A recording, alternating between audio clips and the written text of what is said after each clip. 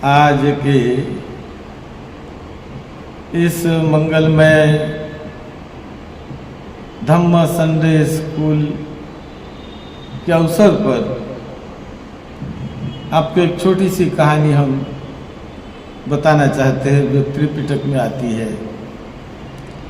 बुद्ध के जीवन में यह घटित हुई घटना है और वो बड़ा ही मंगल कल्याण करने वाली ऐसी छोटी सी कहानी है।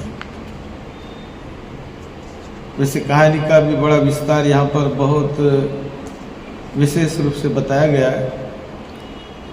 राजा तो बड़ा अपने ऐट से अपने धन दौलत वैभव के साथ राजा रहता है। उसका जीवन भी मनुष्य जीवन है, लेकिन वो बड़े अलग ढंग से वो राजा रहता है। कई लोग, हजारों लोग उनके नौकर चाकर सब होते हैं।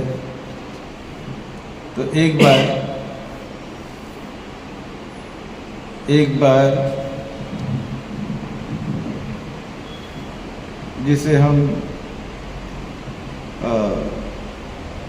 राजा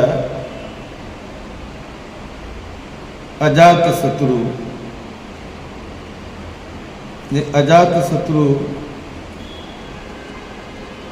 जो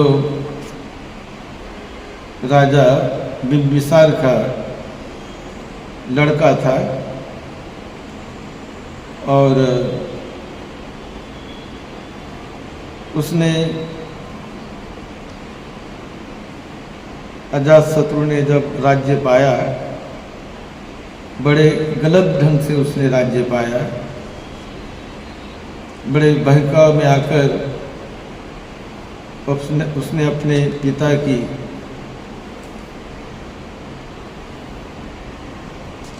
हत्या कर दी और वो राजा बन गया। बहुत कुछ उसको मिल गया, लेकिन अकुशल मार्ग से मोह में, लोभ में आकर उसने अपने पिता की हत्या कर दी थी। राजा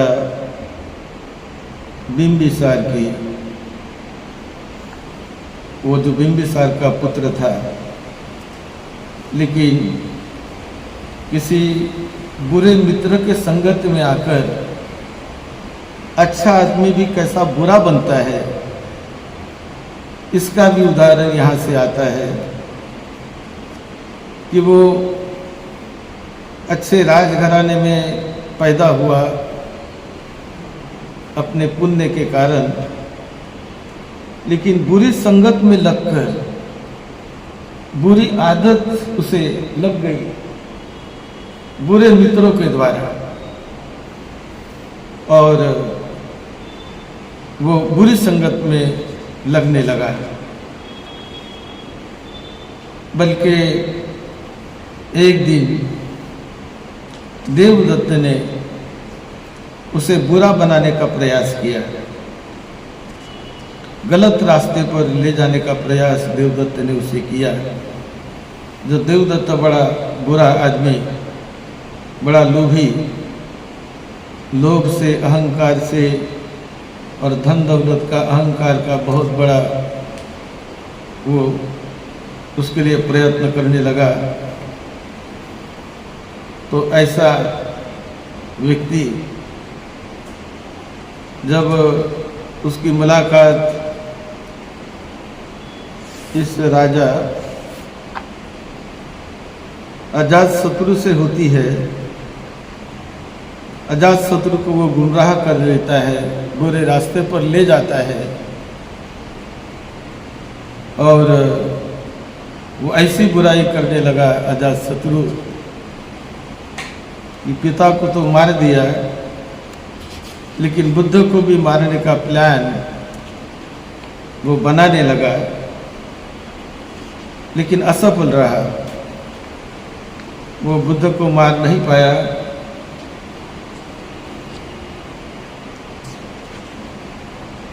तो एक दिन ऐसे बड़े वैभवशाली राज परिवार में पैदा हुए इस अजात शत्रु के मन में ऐसा भाव निर्माण हुआ कि चलो हम किसी अच्छे व्यक्ति से जाकर मिले, मैं बहुत अशांति महसूस कर रहा हूँ, बहुत व्याकुलता मुझ में निर्माण हो रही है, सब कुछ है मेरे पास लेकिन आनंद नहीं है, सुख नहीं है, शांति नहीं है। तो अपने सेवकों को पूछने लगा कि कोई है मेरे मन को शांत कराने वाला। आज पूर्णिमा का दिन है, मेरे मन में ऐसा भाव निर्माण हुआ है कि मैं किसी बड़े व्यक्ति के पास जाकर मेरे मन को निर्मल करूं, मेरे बेचैन मन को मैं कुछ शांति दिलाना चाहता हूं। कौन ऐसा व्यक्ति होगा जो मुझे शांति देगा? तो उसके किसी सेवक ने, जीवक उनका वैद्य था, राज वैद्य, तो राज वैद्य ने जब राजा के मन की बात सुनी तो राज वैद्य कहने लगा कि महाराज यदि आप चाहे तो मेरे आम्र वन में तथागत सम्यक संबुद्ध रहते हैं, तुम्हारी मन की इच्छा हो, तुम चाहते हो तो मैं तुम्हें वहां ले जा सकता हूं। मुझे लगता है कि उनका उपदेश तुम्हारे जीवन को बदल देगा। उसके मन में भाव आया और उसने अपने मन का भाव उसको बता दिया राजा को। तो राजा ने भी सुना कि बहुत बेचैन हूं मैं, दिन है पूर्णिमा का, जहां वहां जो अंधेरा नहीं है, उजाला है रात का, चंद्रमा का चांद बड़ा चमक रहा है, लेकिन मेरे मन में बेचैनी है, अशांति है। तो जीवक ने उनको बताया और उनकी बात सुनकर वह तैयार हुआ। 500 हाथी उन्होंने तैयार किए, बहुत लवाजमा, बहुत बड़ी लवाजमा के साथ अपने राज वैभव के उस सब इंतजाम को लेकर वो मिलने गया है। राजगृह में बुद्ध रहते थे, गिज्झकूट पर्वत पर 1250 लोग वहां पर इकट्ठे रहते थे उनके साथ, बुद्ध के साथ। तो मिलने गया अपने जीवक की बात सुनकर, और जब वहां जाता है, नजदीक जाता है तो उसे डर लगने लगता है, रोमांच खड़े हो जाते हैं कि अरे जंगल में आ गया हूं, बड़ी शांति है, कोई किसी का आवाज नहीं, कोई कुछ नहीं, रात का मौसम है, कहीं ये युवक मुझे फंसाता तो नहीं, मुझे किसी दुश्मन के हाथ में तो नहीं सौंप देगा ये।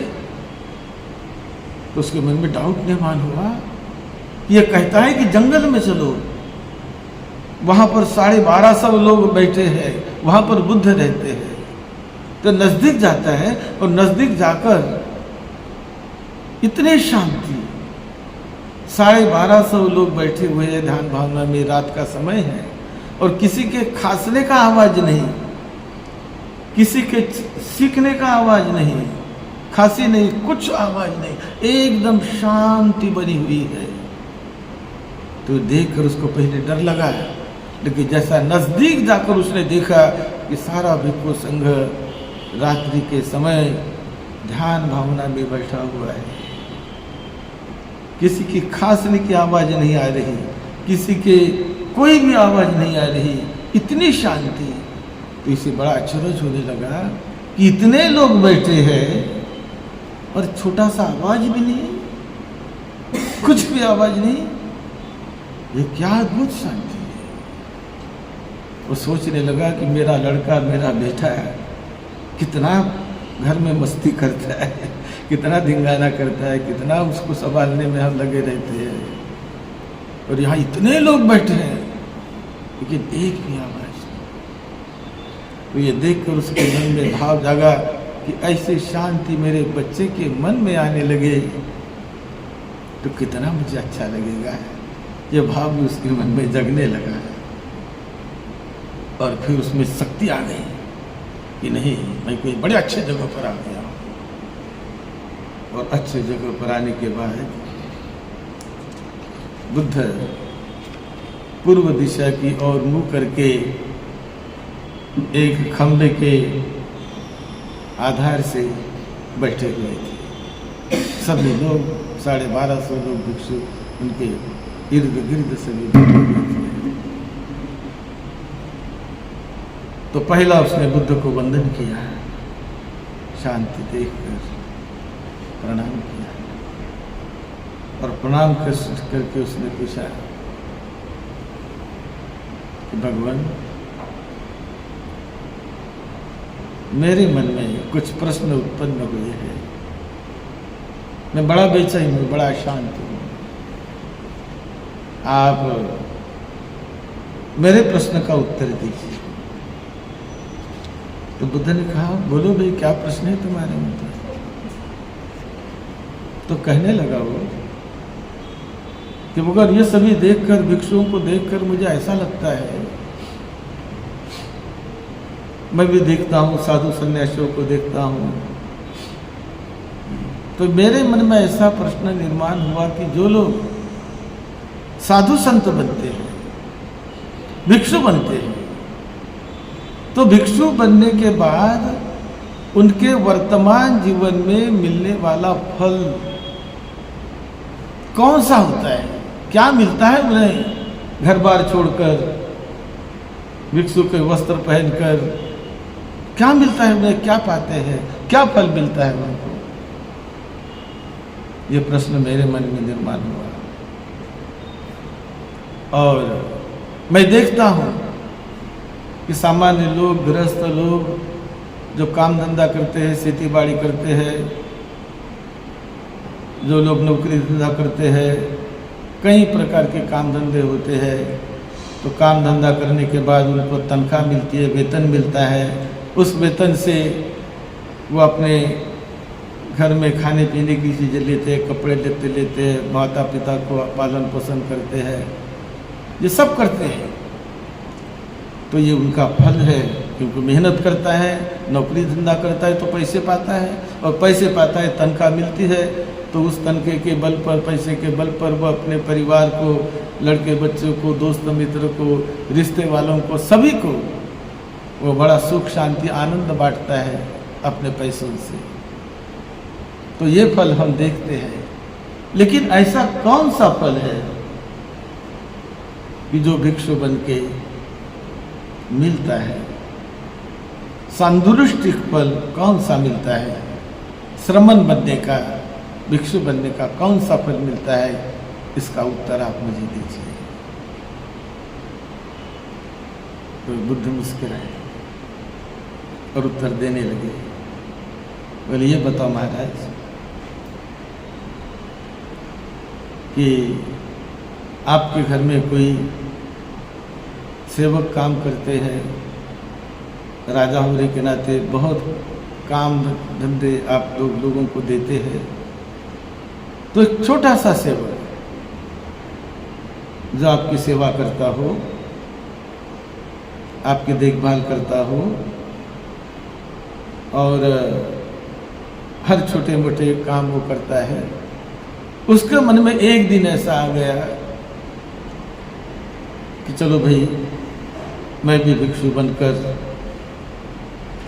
ये परिवार की झंझट को दूर करके, छोड़ करके मैं भिक्षु बनकर जीने का प्रयास करूं, बुद्ध शासन के लिए मैं जीऊं, और लोगों के, बहुत लोगों के हित और सुख कल्याण के लिए मैं जीऊं, ऐसा विचार उसके मन में आता है।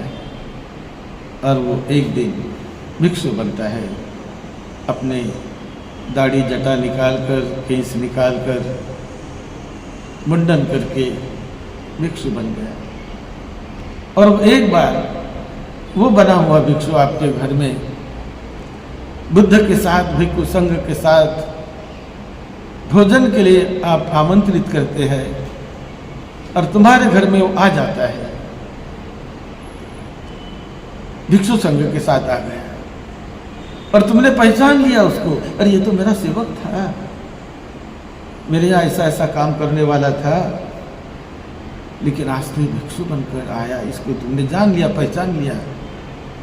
तो क्या तुम उसको पहचानने के बाद ऐसा कहोगे कि ए फलाने आदमी, तुम तो मेरे सेवक थे, अब तुम भिक्षु बन गए हो, तो चलो तुम उठो और मेरे सेवक बन जाओ। तुम क्यों ऐसा भिक्षु बने? क्या तुम ऐसा कहोगे उसे? वो कहने लगा, नहीं भगवान, मैं ऐसा नहीं कहूँगा, वो तो पहले मेरा नौकर था, आज वो पवित्र भिक्षु संघ के साथ रहने लगा है, तो मैं उसका आदर करूँगा, मैं उसका सम्मान करूँगा, मैं उसको खाना परोसूंगा, उसका सम्मान करूँगा। क्यों? कि बुद्ध के साथ आया है, वो संघ के साथ आया है। तो देखो, ये भिक्षु बनने का पहला फल है, जो जीते जी आंखों देखा दिखाई देने लगता है। तो उसने कहा, हाँ ठीक है, आपने कहा ये बात सही है। अब उसके बाद और भी तुम्हारे यहाँ का बहुत बड़े हुद्दे पर रहने वाला राज परिवार में, कि जो आपकी धनराशि संभालता हो, आपके घोड़े को संभालता हो, खजाने को संभालता हो, ऐसा कोई व्यक्ति, उसके मन में यदि ऐसा विचार आ जाए कि चलो मैं भी लोगों के हित सुख के लिए और पुण्य के लिए मैं भी भिक्षु बन जाऊं, ऐसा यदि उसके मन में विचार आ जाए, वो भी भिक्षु बन जाए, ये प्रेरणा लेकर वो भिक्षु क्यों बनता है? एक सामान्य सेवक आदमी, उसके मन में भाव आता है कि देखो ये राजा वैदेही पुत्र अजात शत्रु, ये भी आदमी है, ये भी इंसान है, मैं भी इंसान हूँ, मैं भी आदमी हूँ, लेकिन देखो ना इनके पुण्य बल से, पुण्य की गति देखो, आज मेरे जैसे सैकड़ों हजारों सेवक इनके पास है, धन दौलत है, महल है, ये है, वो है, सब कुछ है, तो ये तो पुण्य का बल है ना। क्यों मिला इसे ये? इसका जन्म इतने बड़े राज परिवार में हो गया और मेरा जन्म एक छोटे से कस्बे में, छोटे से जगह पर मेरा जन्म हो गया, तो मुझ में कुछ पुण्य की कमी है इसलिए, और इसका जन्म ऐसे जगह पर हो गया, तो ये पुण्य का बल है, पुण्य की गति है, पुण्य के कारण, उसके कुशल कर्म के कारण, पूर्व जीवन के पुण्य कर्म के कारण वो यहाँ राजा बन गया है, और मैं उनका सेवक बन गया हूँ, मैं बहुत छोटा सा व्यक्ति बन गया हूँ, छोटा सा मेरा जीवन है। तो ये पुण्य की गति होती है, कैसे मैं पुण्य को बढ़ाऊं? ऐसा विचार उसके मन में आकर लगने लगता है कि चलो पुण्य को बढ़ाने के लिए मैं गृहस्थ जीवन छोड़कर भिक्षु बन जाऊं। तो भिक्षु बन के मैं अधिक से अधिक कुशल काम करूंगा, अधिक से अधिक पुण्य काम करूंगा, और अधिक से अधिक पुण्य का कार्य करके मैं उस पुण्य की राशि को इकट्ठा करके मैं बड़ा पुण्यवान बन के अगला मेरा जीवन मंगलमय बनेगा। ऐसा सोचकर वो सेवक व्यक्ति भिक्षु बन जाता है और भिक्षु बन के वो जो तुम्हारे घर में भिक्षु संघ के साथ आया तो तुमने उसकी सेवा की, उसको तुम आदर सम्मान करोगे, तो ये बोले पहला फल है इस भिक्षु जीवन का। दूसरा फल कि कोई बहुत बड़े ओहदे पर आपके परिवार में काम करने वाला व्यक्ति, उसको भी लगता है कि चलो पुण्य को बढ़ाने के लिए मुझे भिक्षु बनना है। तो पुण्य की गति अमाप होती है और बहुत कल्याणकारी पुण्य की गति होती है। ऐसा सोचकर वो भिक्षु बनता है और पुण्य के रास्ते पर चलने लगता है। तो वो भी व्यक्ति जब आपके यहाँ आए तो आप उसका सम्मान ही करोगे। बोले मैं सम्मान ही करूँगा, उसको वंदन करूँगा, उसको खाना परोसूँगा, तो ये बोले उसका दूसरा फल है। उसके बाद वो कहने लगे कि और भी इसके आगे क्या फल है, पनीत तर फल, और भी क्या क्या बड़े फल होते हैं। अहो पुण्यानंग गति पुण्यानंग विपाको, अच्छरियंग वतभो अभुतंग वतभो पुण्यानंग गति पुण्यानंग विपाको। ये पुण्य की गति बड़ी अद्भुत है, बड़ी कल्याणकारी है, बड़ी महान पुण्य की गति होती है। ऐसा सोचकर ये दोनों व्यक्ति गृहस्थ जीवन छोड़कर भिक्षु बन गए और भिक्षु बनकर उसका सम्मान बढ़ा, उसका आदर बढ़ा। आज सामान्य लोग भी उसका सम्मान करने लगे, राजा उसका सम्मान करने लगा। किसी के कारण, क्योंकि वो भिक्षु बन गया है, घर बार छोड़ दिया है, तो इसलिए उसका सम्मान होने लगा। फिर उसके बाद और भी उसका सम्मान बढ़ता है कि वो अपने जीवन में सील का पालन करता है। सुबह उठना, सील का पालन करना, वंदना प्रार्थना करना, ध्यान भावना करना, विपश्यना करना, और इस प्रकार वो सीलों का पालन करता है। और सील का पालन करके बहुत ही सुख शांति से वो जीने लगता है।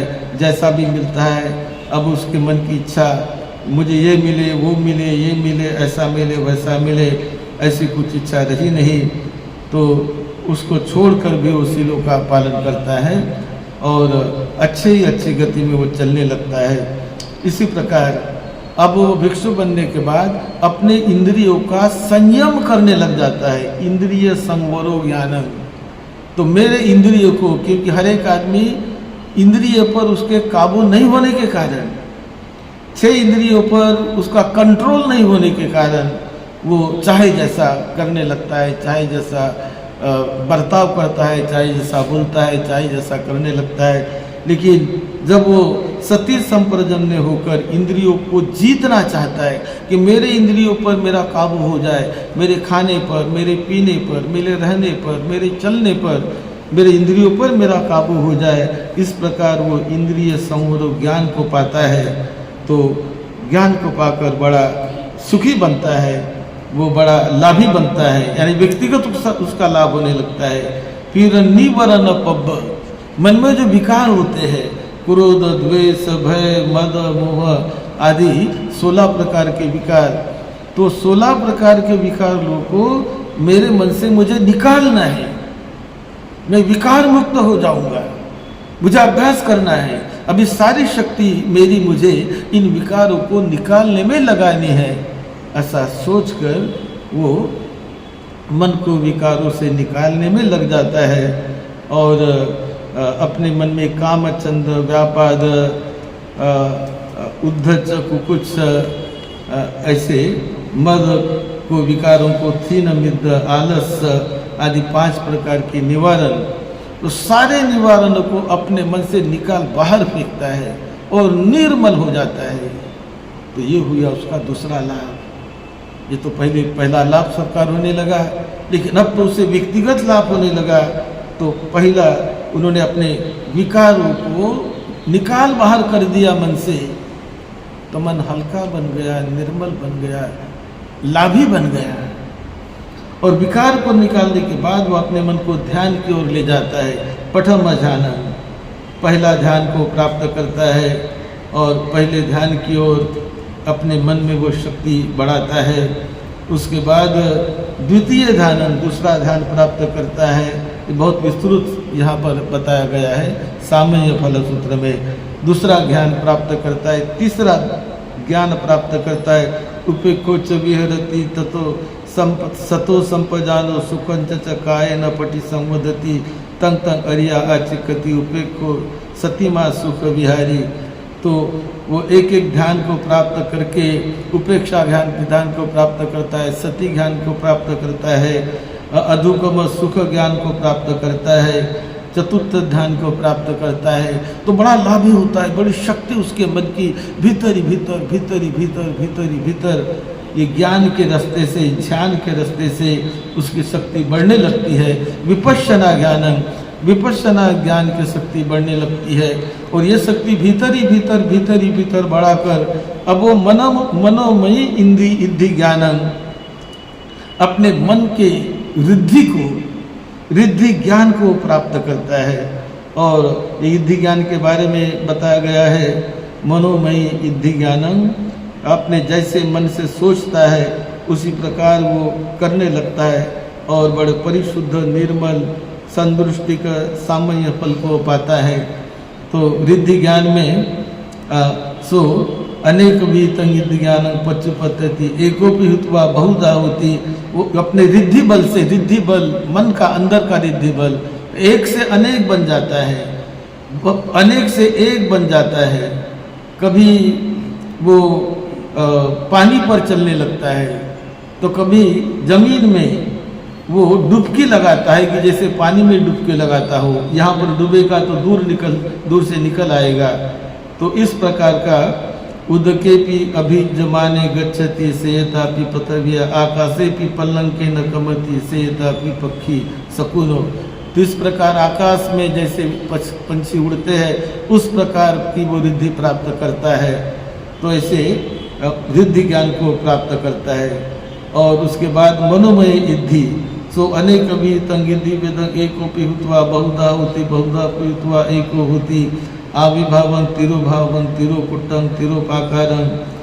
तो आकाशे भी पल्लंके न कमति सह्यतापि। तो इस प्रकार वो अपने मन से, मन में जो जो भाव उसके निर्माण होता है वैसे वैसे वो बनने लगता है, बनते रहता है। तो ये भी एक ज्ञान है। फिर दिव्य सोत ज्ञान, अपने ये सुनने की शक्ति को बढ़ाता है कि नज़दीक के शब्दों से सुनने आते हैं, दूर के शब्द सैकड़ों मील के दूरी पर भी क्या बोला जा रहा है, हजारों मील की दूरी पर क्या बोला जा रहा है। इस प्रकार के शब्दों को भी वो अपने कान से, दिव्य सोत ज्ञान, अपने कान से वो सुनने लगता है और देखने लगता है, जानने लगता है। उसी प्रकार ये भी एक ज्ञान है। तो ये भी एक बहुत बड़ा लाभ होने लगता है। फिर एक से बढ़कर एक और लाभ बुद्ध बताने लगे। से तो परिज्ञान, अपने चित्त से दूसरे के चित्त में क्या चल रहा है, दूसरा व्यक्ति क्या सोच रहा है, कोई पशु क्या सोच रहा है, कोई प्राणी क्या सोच रहा है और कोई व्यक्ति क्या सोच रहा है, तो अपने ही चित्त से दूसरे के चित्त को जान लेना है। ये भी शक्ति, ये भी एक ज्ञान है। और इसे कहते चेतो परिय ज्ञान, दूसरे के चित्त को जानने का ज्ञान। तो वो ज्ञान भी उसके मन में आ जाता है। सरागं वा चित्तं सरागं ति पचानाति, वितरागं वा चित्तं वितरागं ति पजानाति, सदोषं वा चित्तं सदोषं ति पजानाति। कि कैसा उसका चित्त है, राग में भरा हुआ है क्या, द्वेष में भरा हुआ है क्या, क्रोध में भरा हुआ है क्या, कि उससे वो मुक्त है, कैसा है, क्या है, इसे वो पूरी तरह जानने लगता है। तो ये भी ज्ञान हो गया। फिर और भी अपने मन को भीतर ही भीतर परिशुद्ध करके अपने मन में पुब्बे निवासानुसति ज्ञान की शक्ति को बढ़ाता है। तो पहले अपने ही भीतर वो शक्ति को बढ़ाता है और बढ़ाकर पुब्बे निवासानुसति ज्ञानं चित्तं अभिनिहरति अभिनिन्नामेति सो अनेक विहितं कुबे निवासं अनुसरति सेयति तं एकं पि जाति। तो अनेक जाति को अपने भीतर ही अपने पूर्व जन्म को जानने लगता है। वो अपने एक जन्म को जानता है कि मेरा इसके पहले का जन्म क्या था, उसे अपने ही मन से जानता है। फिर दूसरे जन्मों को जानता है, 3 जन्मों को जानता है, 4 जन्मों को जानता है, 5 जन्मों को जानता है, 10 जन्मों को जानता है, 20 जन्मों को जानता है, 30 जन्मों को जानता है, 100 जन्मों को जानता है, 1000 जन्मों को जानता है। और ऐसा जानता है कि जैसे यहाँ मैं था, इस गांव में गया, कोई व्यक्ति प्रवास करता हो और प्रवास करते करते 10-20 दिन का जिसने प्रवास किया और 20वें दिन जाकर एक जगह बैठकर सोचता है कि जहाँ से मैंने शुरुआत की वहाँ रहा, वहाँ मैंने मुक्काम किया, खाना पीना खाया, यहाँ रुका, वहाँ रुका, फिर वहाँ से दूसरे गांव गया, फिर तीसरे गांव गया, चौथे दिन चौथे गांव, 5वें दिन 5वें। तो ऐसे सब सोचता है कि आज मैं 20वें गांव में आया हूँ। लेकिन इसके पहले 19 है, 18 है, 17 है, 16 है, 15 है, इस प्रकार के गांवों को जो अपने ही मन में विचार करता है कि मैं आया हूँ और पूरी तरह मैं जानता हूँ, तो क्या वो जानेगा कि नहीं? जानता है ना। तो इसी तरह कहता है कि ऐसे ही वो अपने एक जन्म को, 2 जन्म को, 10 जन्म को, 20 जन्म को, फिर कहते हैं 50 जन्म को, 100 जन्म को, जाति सहस्र के अपने 1000 जन्म को जानता है। अनेकेपि संवटक पे कई कल्प को जानता है। तो ये भी है एक ज्ञान। तो ये जब उपलब्धि होती है तो बड़ा अद्भुत, बड़ा अनोखा उनका अपना जीवन बन जाता है। वो क्या था और क्या बन गया, ज्ञान से उसने क्या क्या पा लिया, कहाँ तक वो आ गया। तो ये भी बोले महाराज, ये भी एक भिक्षु जीवन का जीते जी मिलने वाला फल है। फिर और भी बताने लगा, दिव्य चक्षु ज्ञान, ऐसे बढ़ाते बढ़ाते अपने भीतर के चक्षु को बढ़ाता है। और ये दिव्य चक्षु को जानकर वो हर एक सत्व को जन्मते हुए देखता है, मरते हुए देखता है, उनकी गति देखता है, उनकी दुर्गति देखता है। सो दिव्य न चक्षुना विशुद्धे न अति कमंत मानुष के न सत्य पश्यति चव माने उपपज्य माने हीने पनीते। तो कई हीन सत्व को जन्म लेते देखता है, कई पवित्र को जन्म लेते देखता है, सुगति में लोगों को जाते देखता है, दुर्गति में जाके देखता है, बहुत दुखी कष्टी लोगों को जन्मते देखता है, बहुत अच्छे अच्छे लोगों को जन्मते देखता है, बहुत ऊंचे लोगों में जन्मते देखता है। और ये ऐसा कैसे हुआ? काय न दुच्चरितं चरिता मनुष्यं दुच्चरितं चरितेन समानागता मनो दुच्चरितेन समानागता। यानी मन से वो दुष्चरित्र का काम करने लगा, मन से, शरीर से और काया से, तो बड़े दुर्गति में गया। उस दुर्गति में गए लोगों को भी वो देखता है, जानता है कि ये क्यों दुर्गति में इसने जन्म लिया, कैसा ये दुर्गति में गया, मैं भी कैसा कभी गया था, उसे भी वो जानता है, पहचानता है। इसी प्रकार वो सुगति में जाने वाले को पहचानता है कि अपने शरीर से, मन से, वाणी से अच्छा काम करके कायेन सत्तम कम्बं करित्वा वाचाय मनसा कम्बं करित्वा सो समनागता मनो सुचरितेन चरित्वा वचि सुचरितेन चरित्वा कायेन सुचरितेन चरित्वा सम्मा दिट्ठिका सम्मा दिट्ठिक समाधाना काय सभेदा सुगतिं सब्गं लोकं उपपज्यति। तो काया से, शरीर से, वाणी से, मन से सत्कर्म करके कैसे लोग ऊंचे लोक में, देवता लोक में, इस लोक में, उस लोक में कैसे जन्म लेते हैं, उसको अपनी दिव्य दृष्टि से, अपनी आंखों से वो देखता है। जब उसमें दिव्य दृष्टि निर्माण हो जाती है तब तो ये बोले उसका और भी एक लाभ है वर्तमान जीवन में।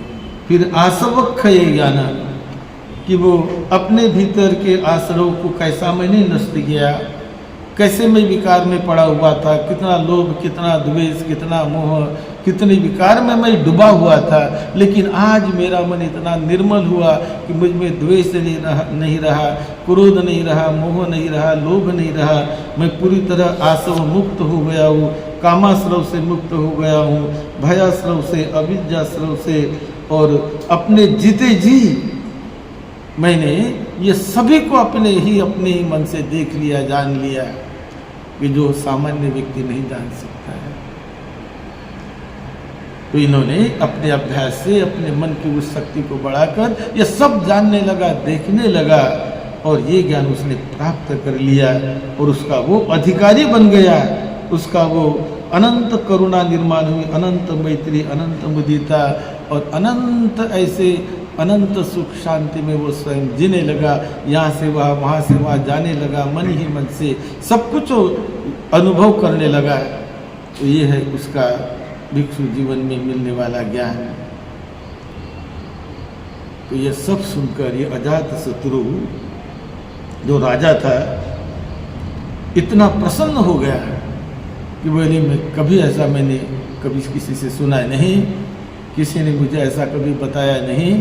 आज मैं इतना धन्य हो गया हूँ, इतना आपने जो मुझे बताया कि कितनी शक्ति इस मन में है। ये मन को यदि सही ढंग से देखा जाए, सही ढंग से निर्मल परिशुद्ध किया जाए तो कितनी ऊंचाइयाँ, कितनी असंभव बातें ये पूर्व जन्म की, इसके पहले के जन्म की, इस विश्व की, दूसरे विश्व की, सारे विश्व मंडल की, हजारों हजारों चक्रवाड़ों की वो जानने लग जाता है। तो इतनी पवित्र शक्ति इस मन में छिपी हुई है और इसको कैसे विकसित किया जाए, ये रास्ता वो रास्ता मनुष्य को वर्तमान में ही पवित्र पवित्र और धन्य धन्य बना देता है। तो ये बातें जब ये जो संवाद हुआ ये है दीघ निकाय के सामान्य फल सूत्र में। ये सामान्य फल सूत्र दीघ निकाय का त्रिपिटक का दीघ निकाय ग्रंथ, ये मैंने बहुत छोटी छोटी बातें ऊपर ऊपर की बताई। इसके और गहराई में जाकर और भी इसके डिटेल में जाकर ये सूत्र बहुत लंबा है, बहुत बड़ा है। तो ये ऊपर ऊपर ही मानने वाली फिलॉसफी से ये कितना अनोखा ऐसा जीवन मनुष्य जी सकता है और फलों को पा सकता है। वो कैसे श्रोतापन्न सकृदागामी अनागामी अरहत फलों को कैसे वर्तमान जीवन में ही पा सकता है। ऐसा जब उत्तर उसके प्रश्न का, राजा के प्रश्न का उत्तर बुद्ध ने दिया तो अजातशत्रु राजा, मगध का राजा अजातशत्रु, वो बड़ा प्रसन्न हो गया, गदगद हो गया कि ये तो मैंने कभी सुना नहीं, कभी मुझे बताया नहीं। भगवान मैं आपको वंदन करता हूँ, आपके शरण जाता हूँ। और वो कहता है बहुत प्रसन्नता से कहता, भगवान एक पर्याय धम्मोपग ऐसा हम बनते बुद्धं शरणं भगवंतं शरणं गच्छामि, बनते मैं बुद्ध को शरण जा रहा हूँ, धम्मं च शरणं गच्छामि और भिक्षु संघं च शरणं गच्छामि। वो राजा कहता है कि मैं बुद्ध को शरण जा रहा हूँ, मैं धम्म को शरण जा रहा हूँ और मैं भिक्षु संघ को शरण जा रहा हूँ। भिक्षु संघं च शरणं गच्छामि उपासकं मंग भगवाधारितु अज्जतके पानुपेतं शरणं गतंति। मुझे भगवान आप मुझे अपना उपासक धारण करिए, जब तक मेरा जीवन है, जब तक मैं जीवित रहूँगा तब तक मैं आपका उपासक बन के रहूँगा, आप मुझे उपासक करके धारण करिए, ऐसा विनंती करता है। ये अजातशत्रु राजा बुद्ध को विनंती करता है और त्रिरत्न को शरण जाने वाला वो बन जाता है। तो इतनी महान बातें धम्म के रास्ते पर चलकर वो पाई जाती है, उसका साक्षात्कार किया जाता है। इतनी बड़ी शक्ति इस मनुष्य के देह में वास करने वाले इस मन में, चित्त में समाई हुई है। और वो कैसे उसे जागरूक किया जाए, कैसे उसे सही रास्ते में लगाया जाए, यही रास्ता पाकर लोग धन्य हो जाते हैं। और इसीलिए लोग भिक्षु बन के भिक्षु संगम में शामिल होकर इस बातों को पाने के लिए, जानने के लिए और उसका साक्षात्कार करने के लिए ये भिक्षु जीवन जिया जाता है। ये बातें जब राजा अजातशत्रु ने बुद्ध के वाणी से सुनी तो धन्य होकर वो उपासक बन गया और तब से वो बहुत बड़ा बुद्ध धम्म का वो सपोर्टर बना। फिर भिक्षु संघ को इतना दान देने लगा, भिक्षु संघ की गुण को, गौरव को जानकर समझकर बहुत कुछ मानने लगा कि ये भिक्षु संघ मानवता के हित के लिए काम करता है, लोगों के कल्याण के लिए काम करता है, लोगों को सुख शांति देने वाला रास्ता दिखाता है, लोगों को विकार से मुक्त कराने वाला रास्ता दिखाता है। तो ऐसे रास्ते पर चलने वाले को मेरा वंदन है, मेरा प्रणाम है, मेरा अभिवादन है। इस प्रकार ये सूत्र की समाप्ति होती है। तो ये बुद्ध के जीवन में घटित घटना है जो हर एक व्यक्ति को वो शक्ति का बल देती है और मन में क्या क्या मन कर सकता है, क्या क्या किया जा सकता है, इसका एक विशेष बोध और ज्ञान ये सूत्र दिलाता है। आप सबका मंगल हो। यह आध्यात्मिक गहराई में जाने वाला, ले जाने वाला सूत्र है। बार बार इसे पढ़ने पर वो ऊर्जा, वो शक्ति मिलती रहती है जिससे जीवन धन्य धन्य हो जाता है। आप सबका मंगल हो, सबको सुख शांति मिले, यही मंगल मैत्री आज संडे धम्म स्कूल के इस मंगल अवसर पर आपको दे रहे हैं। सबका मंगल हो। सद्धम्म की सेवा में, आपकी सेवा में डॉक्टर भदत्त राहुल बोधी महाथिर सबका मंगल हो। साधु साधु।